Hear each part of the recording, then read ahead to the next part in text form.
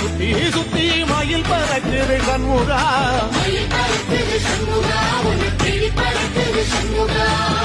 கிட்ட வந்து எட்டி நின்று என்ன பார்த்து சிரிக்கிது சண்முகா